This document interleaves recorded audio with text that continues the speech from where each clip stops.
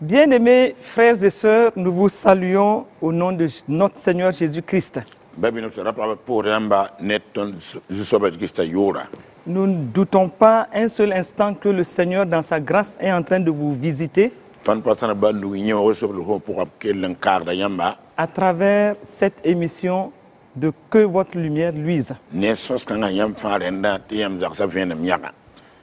Notre Dieu est bon.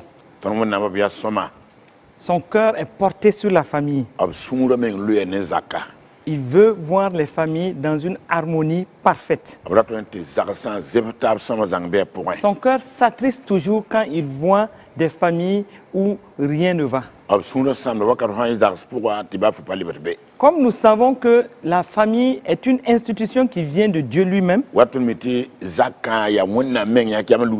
à partir du mariage que lui-même a institué, nous savons aussi qu'il prend soin de nos familles. Il le fait à travers le bonheur de chaque membre de la famille. Il a tout mis en œuvre pour que nos familles se portent bien. Et la bonne santé de nos familles nous préoccupe. C'est pourquoi dans cette année de 2021, nous sommes en train de nous laisser conduire par l'Esprit de Dieu. Nous sommes à l'écoute du Saint-Esprit pour voir les différents domaines où Dieu veut nous interpeller. Des aspects précis de nos vies de famille où le Seigneur veut attirer notre attention pour que nous puissions fléchir nos cœurs et lui rester obéissant, faisant ce qu'il nous demande de faire, rectifiant ce qu'il faut rectifier, quitter tout orgueil, marcher dans l'humilité, les uns vis-à-vis des autres, marchant dans l'amour, l'amour agapao, qui permet à toute famille de se porter très bien. Et de plus en plus, nous voulons scruter dans les vies des familles pour voir souvent quels sont les défis. Quels sont les problèmes qui minent les familles? Et comme nous sommes dans l'année de notre croissance dans la sagesse, nous nous soumettons à l'Esprit de Dieu pour lui demander où est-ce que notre sagesse doit se manifester. Surtout dans les vies de famille, qu'est-ce que nous devons faire qui doivent refléter la sagesse de Dieu pour le meilleur fonctionnement de nos familles. Et c'est pourquoi aujourd'hui, nous voulons parler de l'impact de nos paroles sur notre famille. Comme nous venons de le dire, la famille c'est un don précieux, un véritable trésor que Dieu donne à ses enfants, un cadre de sécurité. Et Dieu veut que ce soit un havre de sécurité pour chaque membre. Mais nous le savons, plusieurs situations viennent souvent attaquer, agresser la famille. Et souvent, on entend dire, oui, nous avons des défis, nous avons des problèmes dans nos familles. Et nous regardons souvent à ce qui vient de l'extérieur. Nous regardons souvent à ce que l'ennemi amène et qui est visible à nos yeux. Mais souvent, nous ne faisons pas une introspection pour regarder à ce qui est interne à nous. Oui, il est facile d'identifier un ennemi qui se présente et qui s'affiche comme un défi externe. Un défi qui vient agresser la famille. Et on peut s'arrêter et dire oui, ceci est venu agresser la famille ou attaquer la famille d'une manière ou d'une autre. Mais souvent, on ne s'en rend pas compte. Il y a des ennemis cachés qui sont cachés en nous-mêmes. On ne s'en rend même pas compte. On ne se dit même pas que tel aspect de notre fonctionnement peut être un ennemi. Un ennemi de la famille. Un des premiers éléments, c'est notre cœur. Notre cœur peut être notre premier ennemi dans notre propre famille. C'est pourquoi Dieu attire notre attention sur l'état de nos cœurs. J'ai envie de dire, père de famille, mère de famille, vous êtes un merveilleux couple. Vous fonctionnez apparemment bien. Mais qu'est-ce qui se cache dans votre cœur? Qu'est-ce que vous regardez et qui affecte votre cœur? Les 5 sens affectent souvent notre cœur. Qu'est-ce que vous avez vu dans votre famille? Qu'est-ce que vous avez regardé et qui a affecté votre cœur? Vous qui souvent vous mettez à fouiller dans les affaires de l'un ou de l'autre. Et vous avez découvert quelque chose. Vous ne voulez même pas en parler à votre conjoint. Mais ça a affecté votre cœur. Quelque chose se passe dans votre cœur. Mais vous n'êtes même pas en mesure d'exposer cela, d'en parler avec votre conjoint. Parce que de fil en aiguille, il faudra dire à votre conjoint comment vous avez pu voir cela. C'est la situation de certains qui écoutent en ce moment. Vous avez regardé, vous avez cherché à voir, et aujourd'hui vous êtes face à une situation, vous avez découvert des choses qui ont affecté votre cœur, et votre cœur est devenu même toxique. Votre cœur est rempli de questionnements, et cela a même amené de l'amertume dans votre cœur, et vous ne voulez même pas en parler. Est-ce que vous êtes obligé de tout regarder au point où vous vous trouvez dans cette situation aujourd'hui?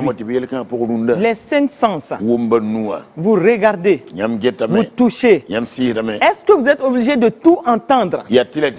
Vous cherchez tellement d'informations, des informations qui viennent gangréner, qui viennent prendre votre cœur au piège. Et vous avez même creusé, vous avez cherché à écouter des choses. Et ça, cela vous a amené sur des informations qui ne sont même pas vérifiées. Mais parce que vous avez entendu, cela est en train de mettre des questionnements, des choses dans votre cœur.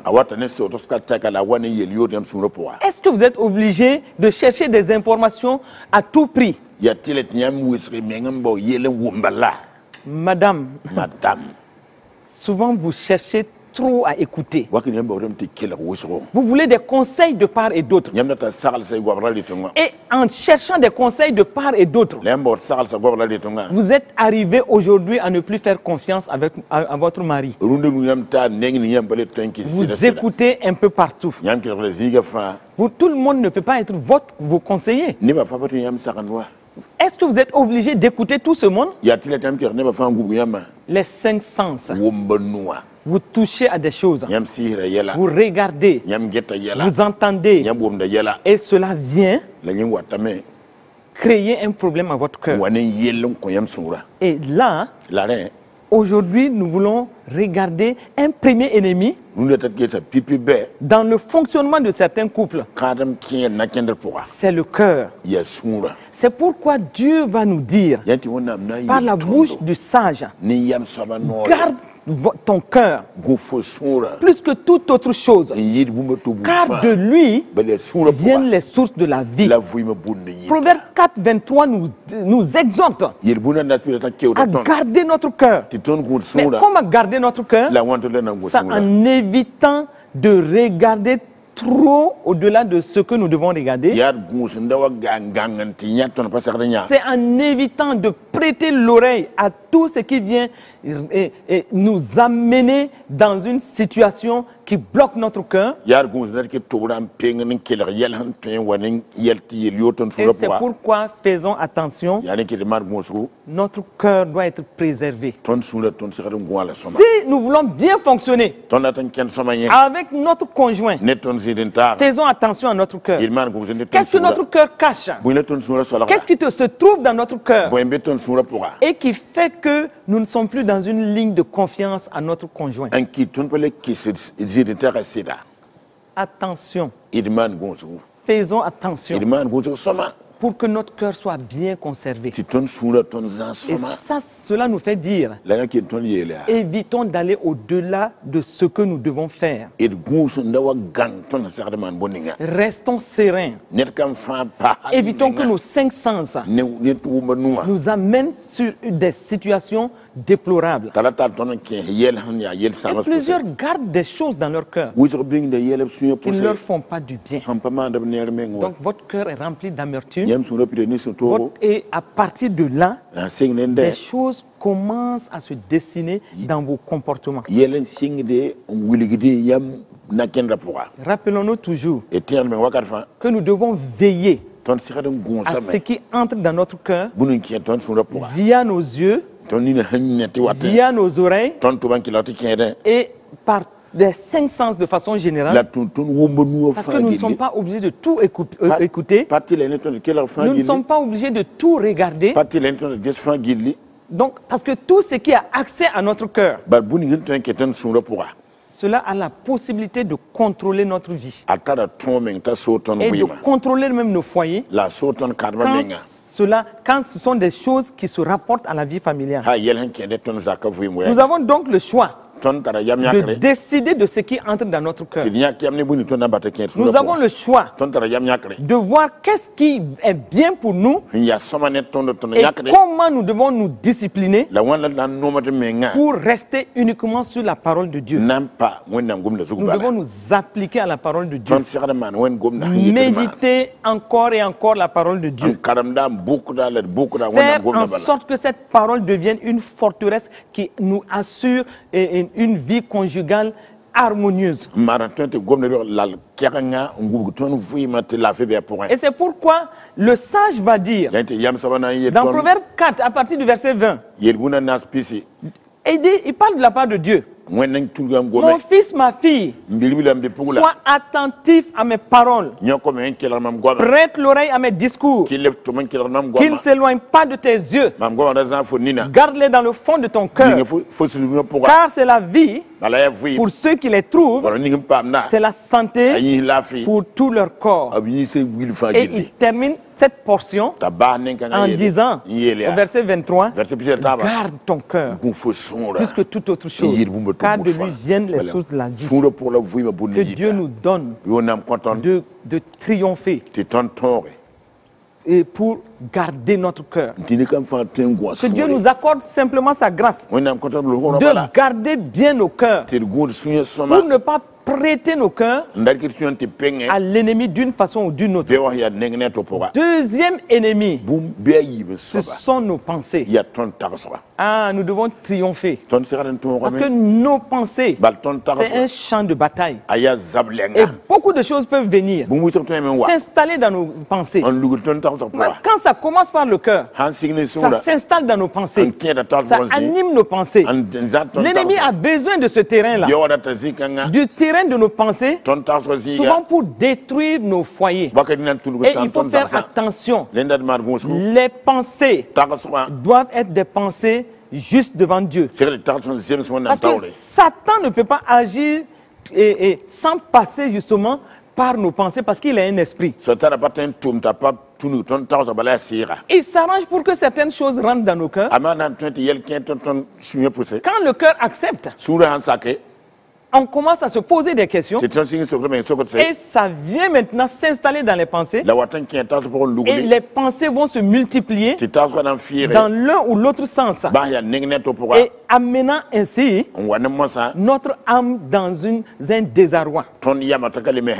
Et quand notre âme est infectée par des pensées négatives, en ce moment, nos attitudes, nos comportements vont changer. Et c'est pourquoi dans le foyer de certains qui écoutent aujourd'hui, il n'y a plus de confiance. Et les pensées s'agitent dans le mauvais sens. Et votre foyer n'arrive pas à faire, n'arrive pas à avancer dans l'harmonie. Et nous devons faire attention. Dieu nous interpelle par rapport aux pensées qui nous animent. Et des pensées que nous ne pouvons même pas partager. Vous ne pouvez pas partager les pensées qui vous animent en ce moment. Oh, bien-aimés frères, vos pensées sont devenues des pensées négatives. Et cela vous a amené à avoir un regard négatif vis-à-vis de votre épouse. Et donc, vous faites attention. Vous devez arrêter cela le plus rapidement possible. C'est pourquoi alignez-vous sur les pensées de Dieu. Mais cela ne peut pas se faire non plus si vous n'êtes pas dans la parole. Il n'y a que la méditation de la parole. Confrontez vos pensées aux pensées de Dieu qui peut vous amener sur la bonne ligne. Et les pensées, il est dit dans Philippiens 4 à partir du verset 8. Que au reste, frères, et nous disons au reste, sœurs aussi, que tout ce qui est vrai, tout ce qui est honorable, tout ce qui est juste, tout ce qui est pur, tout ce qui est aimable, tout ce qui mérite l'approbation, ce qui est vertueux et digne de louange, soit l'objet de vos pensées. Regardons tout ce qui est vrai. Est-ce que ce qui anime vos pensées en ce moment par rapport à votre vie familiale, est-ce que ce qui anime vos pensées est vrai? Est-ce que ce qui anime vos pensées est honorable? Arrêtez-vous, évaluez vos pensées. Aujourd'hui, il n'y a plus de confiance. Vous êtes en train d'aller dans l'un ou l'autre sens. Et tout ce qui est juste, ce que vous êtes en train de penser, en ce moment, pensez-vous que c'est juste? Selon les préceptes de Dieu, selon la parole de Dieu, selon l'ordre divin concernant le mariage, est-ce que c'est juste? Est-ce que c'est pur? Est-ce que c'est aimable? Est-ce que ça reflète l'amour? Moi, je dirais non. Regardez bien. Qu'est-ce qui anime vos pensées? Est-ce que c'est aimable? Est-ce que ça reflète l'amour? L'amour agapao. Est-ce que ça reflète cela? Est-ce que ça mérite l'approbation? Pensez-vous que Dieu approuve vos pensées actuelles? Regardez, confrontez vos pensées à la parole de Dieu, à la pensée de Dieu. Est-ce que c'est vertueux? Est-ce que toutes ces pensées-là qui s'agitent en vous en ce moment précis, est-ce que ces pensées-là peuvent être dans la ligne de ce que nous venons de dire? C'est pourquoi faisons attention. Quand vous regardez, votre couple n'arrive pas à faire des percées. Regardez bien dans votre cœur. Qu'est-ce qui se passe dans vos cœurs? Mais qu'est-ce qui se passe? Qu'est-ce qui s'agite aussi dans vos pensées? Et c'est pourquoi Dieu nous dit quelque chose de tout à fait simple. Il dit que dans Proverbe 23 au verset 7, car il est comme les pensées de son âme. Il est comme, nous sommes comme les pensées de notre âme.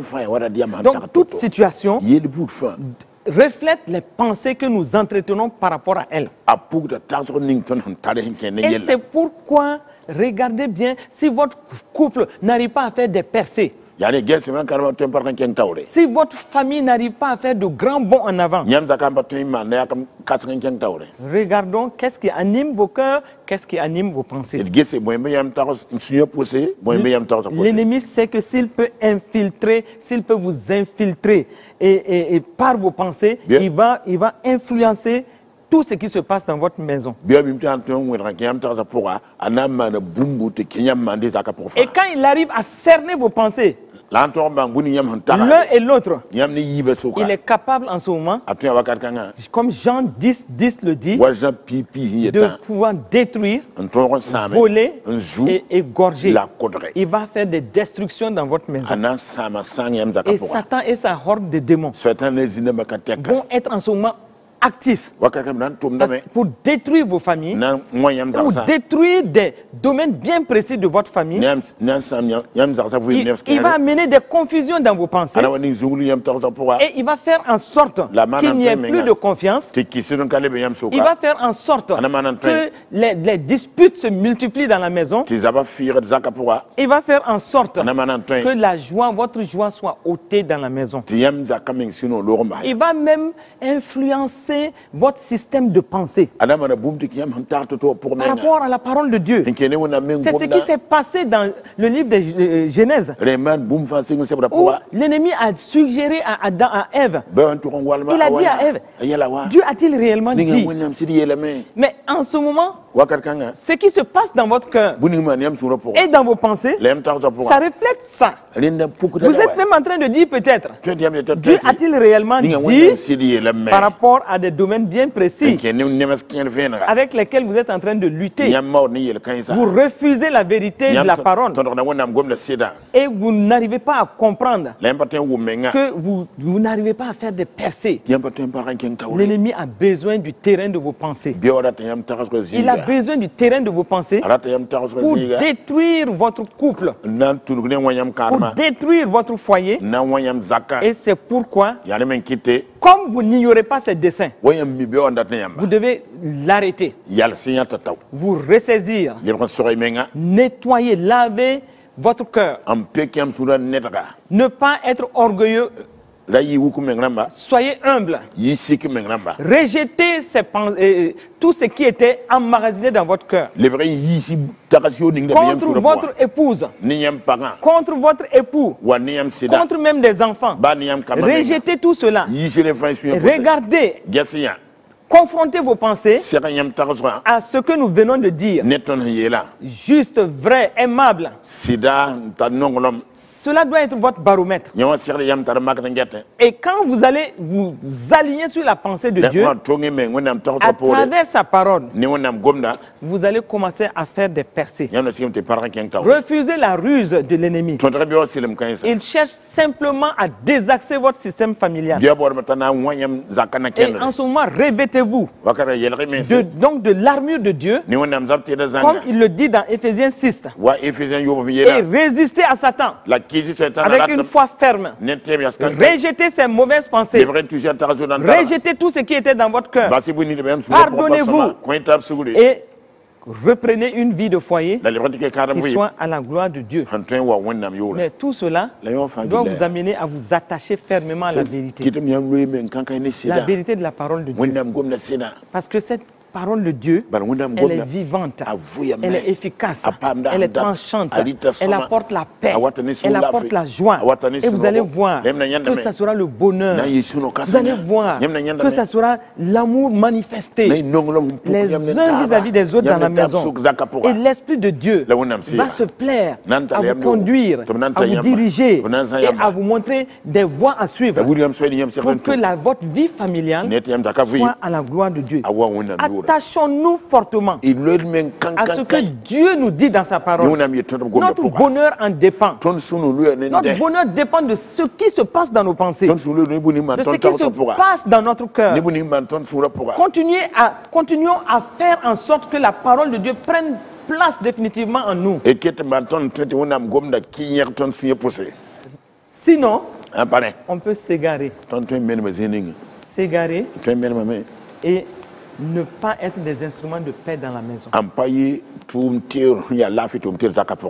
Parce que le livre des Proverbes nous dit dans Proverbes 14 au verset 22 que ceux qui méditent le mal ne s'égarent-ils pas? Mais ceux qui méditent le bien agissent avec bonté et fidélité. Et nous le voyons dans Proverbe 14 au verset 22. C'est pourquoi, bien-aimés frères et sœurs, premier élément, notre cœur. Deuxième élément, nos pensées. Et quand nous arrivons à assainir tous ces deux aspects, maintenant, nous arrivons à la parole. Mais pour assainir notre cœur et nos pensées, nous devons, comme nous venons de le dire, renouveler continuellement notre intelligence. Notre intelligence par la parole de Dieu. Comme Romains 12, le verset 2 nous le dit. Nous n'allons pas nous conformer à ce que nous voyons ou entendons. Nous n'allons pas nous conformer à ce que les médias nous disent. Nous n'allons pas nous conformer à ce que les réseaux sociaux nous disent. Mais nous allons nous laisser transformer par le renouvellement de l'intelligence pour discerner ce qui est bon, agréable et parfait. Quand cela est fait de la bonne façon, nous commençons maintenant à rentrer pleinement et de la meilleure façon dans le domaine de la parole. Les paroles ont un impact sur notre vie familiale. La parole, elle peut construire comme elle peut détruire. Et la parole a un impact. C'est pourquoi nous avons dit l'impact de nos paroles sur notre vie de famille. Donc, si le cœur est assaini, les pensées sont assainies, maintenant, nous devons faire attention à ce qui sort de notre bouche. Et nous voyons dans Colossiens, dans le livre des Colossiens, dans Colossiens 4, au verset 6, où l'apôtre Paul exhorte les Colossiens en disant ceci: que votre parole soit toujours accompagnée de grâce, assaisonnée de sel, afin que vous sachiez comment il faut répondre à chacun. Donc, quand tout va bien dans notre cœur, quand tout va bien dans nos pensées, notre parole va être accompagnée de grâce, assaisonnée de sel, et la grâce va se manifester dans la maison. Le sel assaisonne la vie de famille. Même là où c'était fade, dès que le sel arrive, il va assaisonner la vie de famille, afin que nous sachions comment il faut répondre à chacun. Donc, quand cela est fait, la paix s'installe dans la maison. Parce que nous comprenons que le cœur n'a plus à injecter du venin dans les paroles. Parce que Jésus l'a dit dans Matthieu 12 au verset 34, que c'est de l'abondance du cœur que la bouche parle. L'abondance, soit en bon ou en mauvais. Ça veut dire l'abondance du cœur. Et c'est ce que nous venions de dire. Si votre cœur n'est pas propre, si votre cœur est intoxiqué, infecté, et les pensées sont des pensées négatives, en ce moment, votre bouche ne fera que transporter et manifester ce qui se trouve dans votre cœur. Et en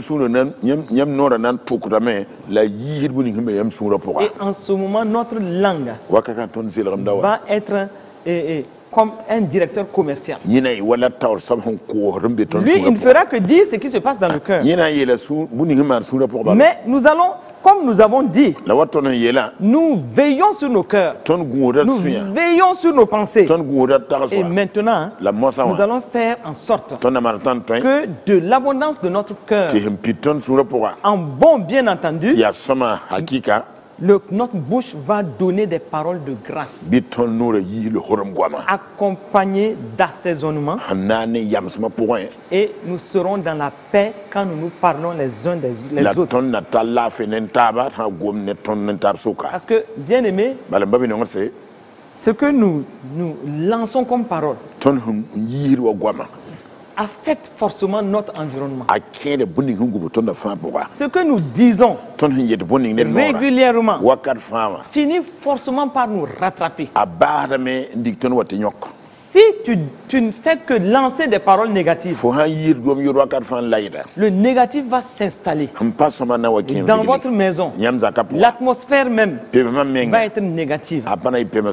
Et tous ceux qui sont là vont recevoir l'impact de vos paroles et vont se comporter en fonction de ce que vous avez lancé. Voici par exemple, les paroles peuvent être en ce moment nos ennemis dans notre propre maison. Souvent nous sommes victimes de la mauvaise utilisation de nos paroles, donc en ce moment de notre langue.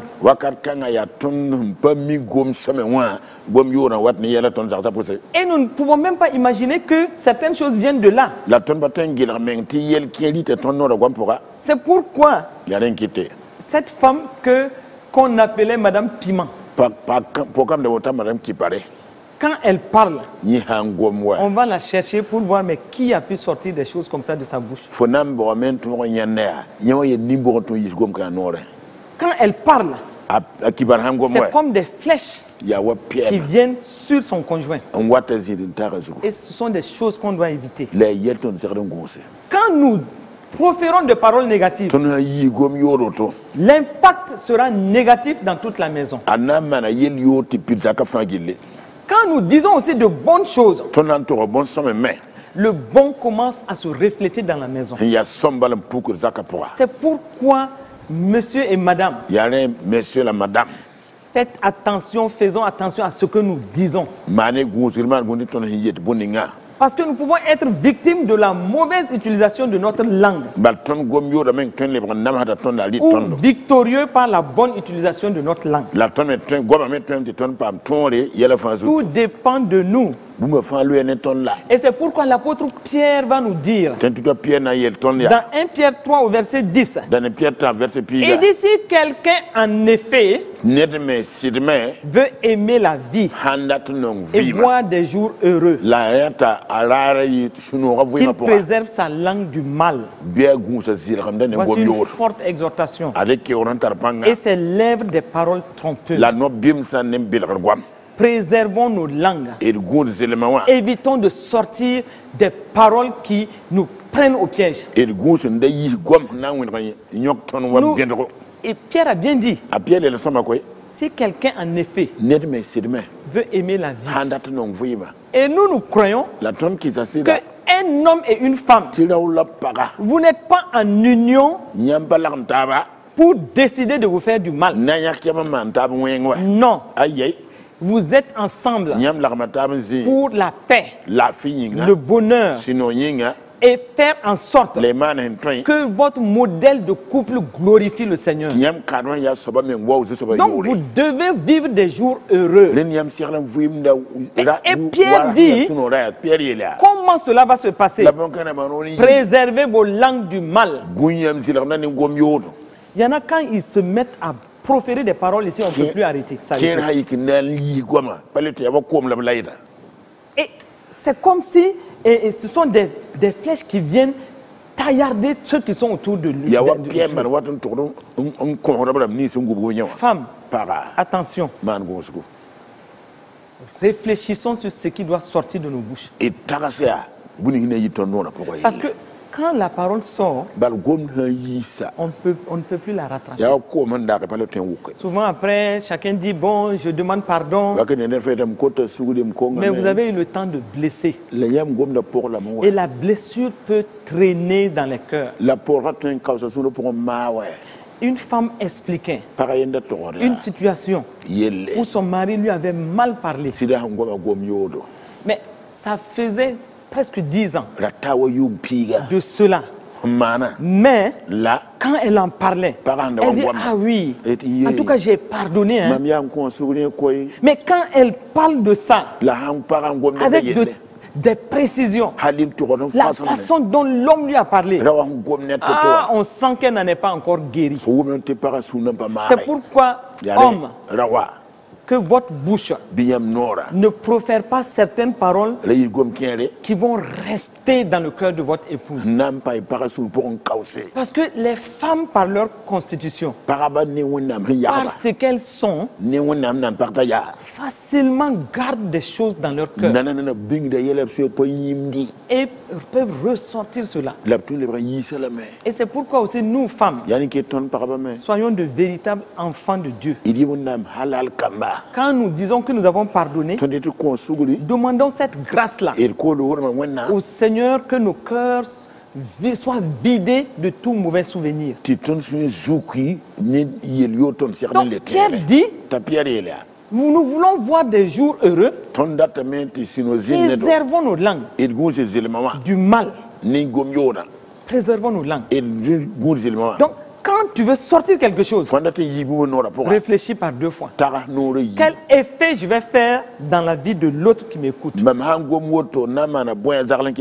Parce que Jacques 3, verset 5 nous dit ceci. Il dit que la langue est un petit membre. Si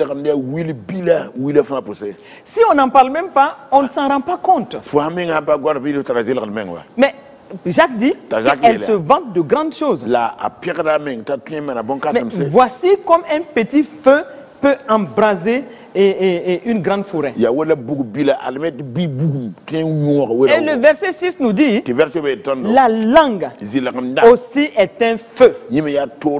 Donc notre langue là peut être un feu pour détruire autour de nous.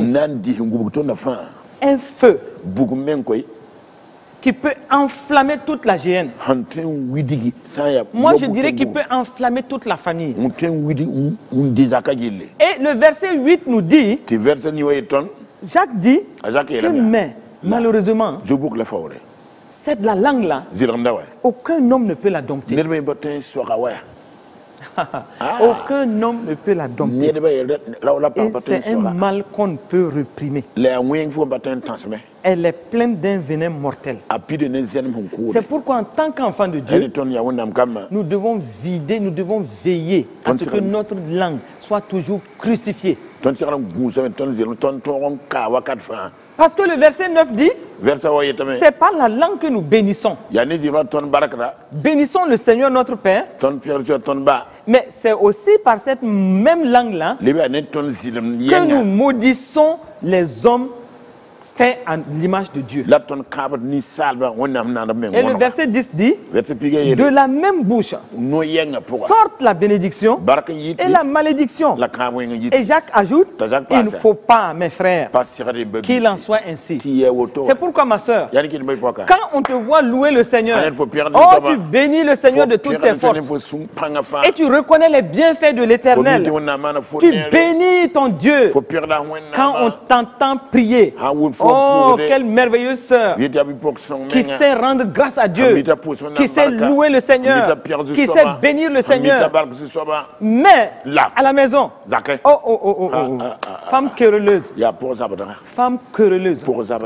Et là, le sage dit qu'il vaut mieux vivre à l'angle d'un toit que de vivre avec une femme querelleuse dans la maison. Et vos querelles se manifestent par des paroles acerbes. Mais on regarde, on dit, mais c'est la même là qui sait louer le Seigneur. C'est la même quand elle élève la voix ici pour rendre grâce à Dieu. On ne la reconnaît pas. Et c'est pourquoi Jacques dit, de la même bouche sorte la bénédiction envers le Seigneur, et de cette même bouche-là, la malédiction. Et Jacques dit, hey, mon frère, ma soeur, ça ne doit pas être ainsi. Ça ne doit pas être ainsi. Mais retenons que la langue nous crée des problèmes. Et cela nous amène souvent à avoir en nous comme une épée meurtrière qui peut tuer les autres, décourager les autres. Et c'est pourquoi, messieurs, faites attention. Souvent, vos paroles découragent votre épouse. Quand vous venez même du travail, c'est comme si vous vous êtes apprêté pour venir, mais sortir des paroles qui abattent votre épouse.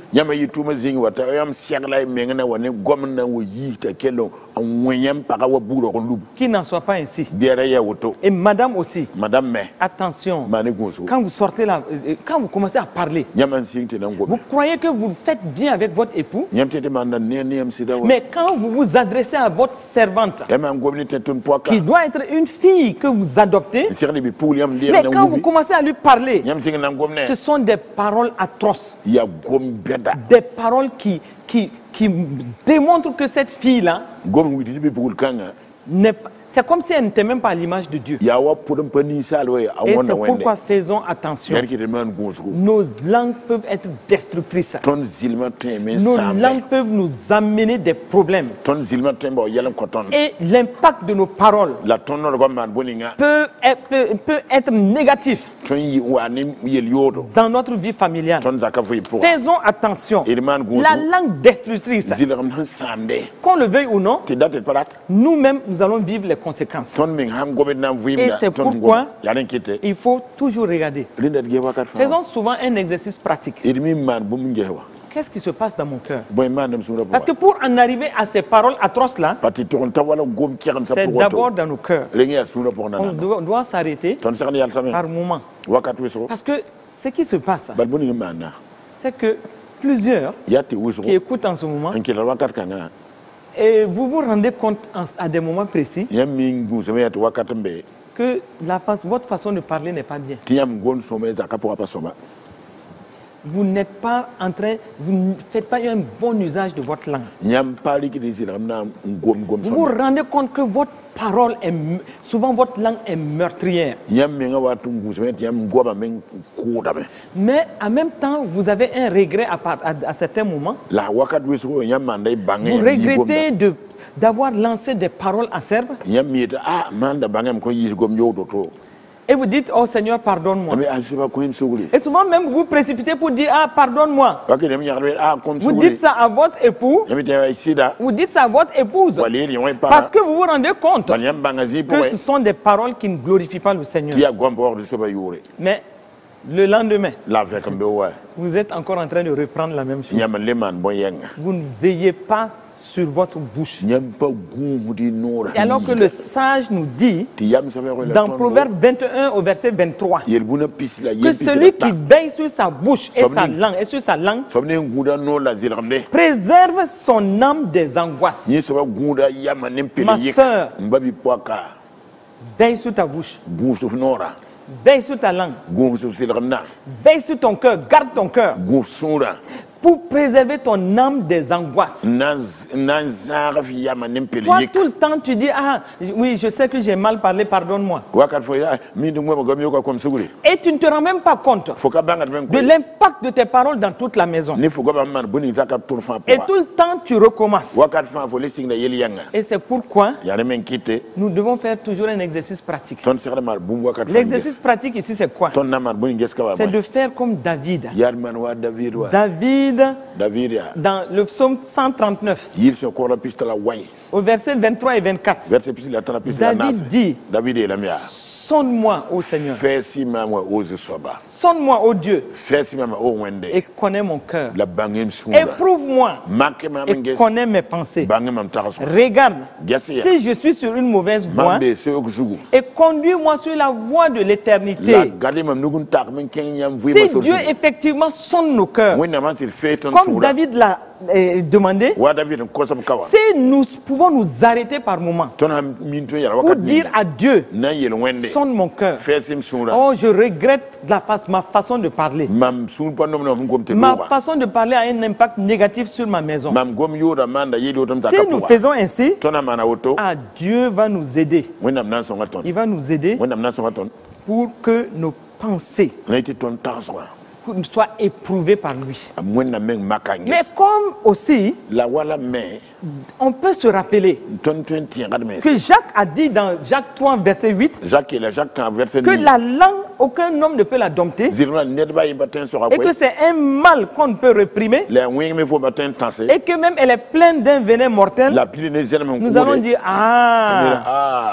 nous pouvons donc comprendre David.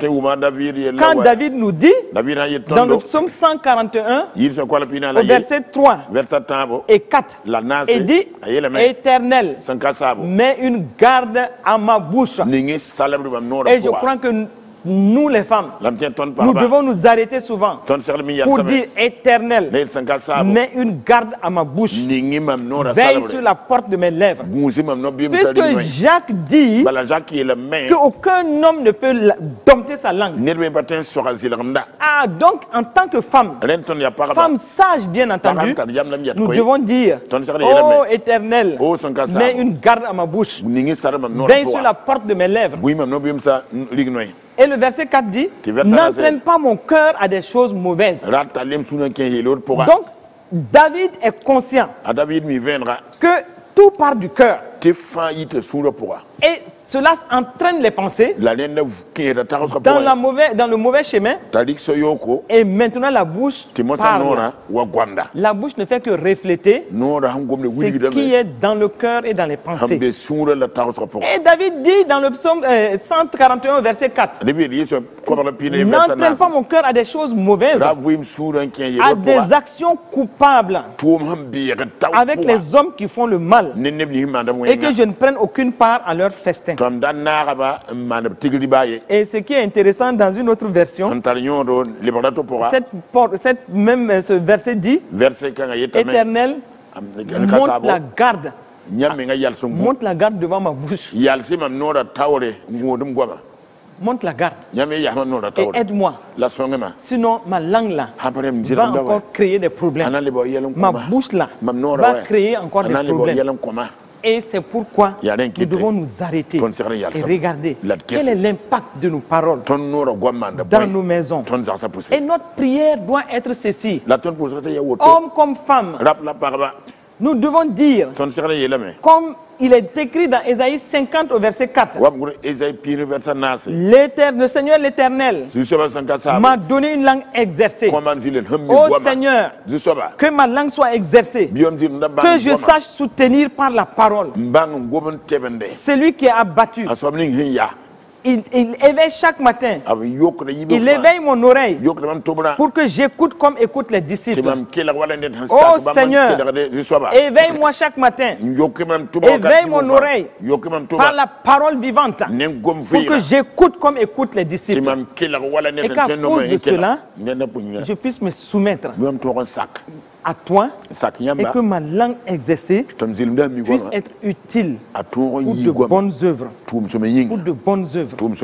Et c'est pourquoi, bien aimés frères et sœurs, quand nous avons cette langue exercée, nous devons voir comme il est écrit dans Luc 21 au verset 15. Car je vous donnerai une bouche. Et Dieu dit, il nous donnera une bouche et une sagesse à laquelle tous nos adversaires ne pourront résister ou contredire. Donc si notre langue est exercée, bien aimés frères et sœurs, bien aimés épouses et époux, si nos langues sont exercées, et que comme il est écrit dans Luc 21, 15, comme Dieu dit, il nous donne une bouche et une sagesse à laquelle tous nos adversaires ne pourront résister ou contredire. Donc nos adversaires, c'est quoi? Ce sont les circonstances diverses autour de nous, des situations qui nous font souvent parler. Et c'est pourquoi nous devons continuellement nous rappeler que devant ces situations diverses, puisque dans une vie familiale, il y a une interaction, il y a cette dynamique, et il y a souvent des situations qui peuvent ne même pas nous plaire. Mais devant ces situations qui sont nos adversaires, donc Dieu dit, il nous donne une bouche et une sagesse à laquelle toutes ces situations ne pourront résister ou contredire. Donc, en ce moment-là, ayant une langue exercée, nous allons faire en sorte que la paix règne dans notre maison. Nous allons soutenir plutôt les autres autour de nous. Et faire comme Pierre l'a dit dans 1 Pierre 3,10. Si quelqu'un veut en effet aimer la vie et voir des jours heureux, nous voulons une vie familiale qui soit à la gloire de Dieu. Une vie familiale où il y a la paix, où il y a le bon rire. Oh, une vie familiale où il y a l'harmonie. Une vie familiale où nous avons la joie à retrouver les autres. Et Pierre dit, nous voulons avoir aussi des jours heureux.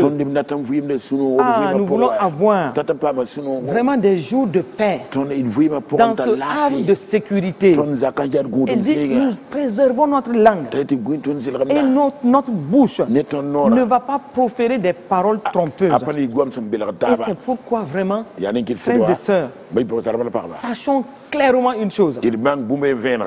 Ce que nous confessons, ça nous gouverne. Ça façonne les choses autour de nous, dans le bon ou dans le mauvais sens. Mais nous voulons rester avec une langue exercée. Nous voulons rester avec une bouche remplie de sagesse. Quand nous parlons, que nous proférons de bonnes choses. Quand nous parlons, que nous puissions dire des choses qui encouragent. Faisons attention. Quand tu dis tout le temps, ah, mon mari là, je ne sais même pas d'où il vient. Comme cet homme qui va voir un pasteur et qui dit au pasteur, ah, j'ai vu le diable en personne. En personne. Le pasteur dit, toi tu as vu le diable en personne. Et il dit, ah, le diable se trouve dans ma maison. Il appelle sa femme le diable. Mais si tu l'appelles le diable, tu vas récolter ce que le diable fait dans la maison. C'est pourquoi, sachons une chose. Tu parles mal. Tu lances toujours des mauvaises choses à ton fils. Ah, toi tu n'es rien. Tu ne seras rien. Ah, ne t'étonne pas. Et il ne sera rien parce que toi, tu as une position de prophète sur ta vie, sur la vie de cet enfant. Ah, tu dis qu'il ne sera rien? Ah, il ne sera rien. Tu dis qu'il ne pourra rien faire. Ah, il ne pourra rien faire. Puisque c'est ta confession, puisque ce sont tes paroles, l'impact c'est quoi? C'est que l'enfant ne pourra rien faire. Toi, tu traites toujours ton enfant de chien. Chien là. Ah, et c'est pourquoi petit enfant s'est arrêté un jour pour dire à son père, hey, moi j'ai appris à l'école que quand on dit chien, ça c'est les grandes personnes. Mais que c'est un chien qui donne naissance à un chiot. Donc si tu veux continuer à m'appeler chien, il vaut mieux dire chiot, parce que c'est un chien qui a donné naissance à un chiot. Moi je suis petit, mais il y a le grand du chien. Qu'est-ce que l'enfant a dit? Bon, regardez des paroles de ce genre. Bon, quand tu passes le temps à traiter ta femme de vaurien, tu n'es rien, tu ne sais rien faire et tu ne seras rien. Mais l'impact de ces paroles, c'est ce que tu as sémé là que tu vas récolter. Et madame, si toi aussi tu continues à voir ton mari comme le lion de votre famille, il sera le lion de la famille. Et quand tu continues à proférer de mauvaises choses, tu es en train d'affaiblir toute la vie familiale. L'impact de tes paroles va être réel dans ta maison. Souvent, c'est l'ennemi caché que nous n'imaginons même pas. Parce que Proverbe 18, 21 dit, la mort et la vie sont au pouvoir de la langue. Et quiconque l'aime en mangera les fruits. Qu'est-ce que ce verset nous révèle? Ce verset nous révèle la puissance de la langue, la puissance de nos paroles, qui ont le pouvoir de créer la vie ou de créer la mort autour de nous, dans nos relations, dans nos projets. Ce que nous disons, ce que nous proclamons, nous récoltons cela. Et tout ce que tu proclames tout le temps, tu proclames, ça te rattrape. Et ça te dit, me voici. Puisque c'est ta proclamation, puisque c'est ta confession, me voici. En ce moment, qu'est-ce que tu vas dire? Oui, certaines relations ont été simplement détruites dans la vie familiale à cause des paroles. Les paroles ont eu leur impact. Oui, il faut vous passer le temps à dire. On va se séparer. Hein? On va se séparer. Si tu fais comme ça, ça sera le divorce. Tout le temps divorce. Tout le temps séparation. Hey, vous allez finir par ça. Changez votre confession. Changez votre confession. Une parole est une sémence. Vos paroles ont le pouvoir de construire ou de détruire. Et vous pouvez changer l'atmosphère de votre maison par ce que vous proférez, ce que vous dites. Et vous pouvez aussi influencer positivement vos relations par ce que vous déclarez. Ou encore, un problème est là. Et quand le problème est là, vous êtes en train tout le temps de faire l'éloge des circonstances. Vous êtes en train de magnifier les problèmes. Ne soyez pas en train de décrire et de donner de la valeur aux problèmes. Parce que vous passez par des circonstances difficiles.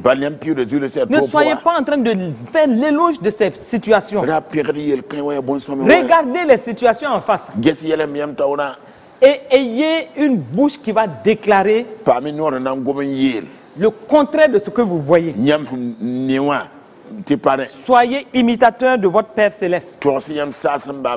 Éphésiens 5, verset 1 nous dit: devenez donc les imitateurs de Dieu, comme des enfants bien-aimés. Et c'est pourquoi libérez des paroles, relâchez des paroles positives, des paroles de transformation dans votre maison, des paroles de paix dans votre maison. Ce que vous voyez de mal, vous avez la possibilité, par vos confessions, de changer le cours des événements et d'être vous-même, de savoir que votre victoire est dans votre langue. Vous pouvez changer votre monde avec vos paroles. Changer les circonstances dans votre maison par vos paroles. Arrêtez de vous plaindre. Arrêtez de prononcer des paroles négatives. Arrêtez d'être tout le temps en train de magnifier les problèmes. Vous êtes tout le temps en train de décrire la même situation. Et l'effet de ces paroles, ça maintient le problème. Ça établit les choses. L'atmosphère même dit, nous faisons concourir toutes choses à ce que vous êtes en train de dire. Et c'est pourquoi, bien aimés frères et sœurs, changeons tout par nos paroles. Changeons les circonstances par nos confessions. Déclarez ce que Dieu dit par rapport à votre épouse, par rapport à votre époux, par rapport à vos enfants, par rapport aux circonstances. Oui, vous êtes faible, déclarez plutôt que vous êtes fort. Oui, la situation est difficile. Voyez, imaginez une situation parfaite et commencez à déclarer les choses qui viennent dans votre cœur de la meilleure façon et changer les situations. S'aimer des bonnes paroles, persévérer dans ces bonnes paroles et vous verrez que la maison, l'atmosphère, tout change positivement. Et vous voyez que ce que vous déclarez, c'est ce qui arrive pour la gloire de Dieu.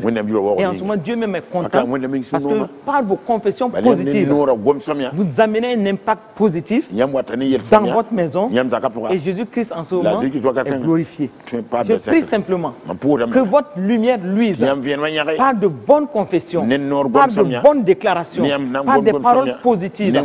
Enrayez tout ce qui est négatif. Et Et que votre lumière luise davantage à la gloire de Dieu. Au nom de Jésus-Christ, sachez que nous vous aimons et c'est de tout cœur que nous apprécions les progrès que vous faites dans vos familles.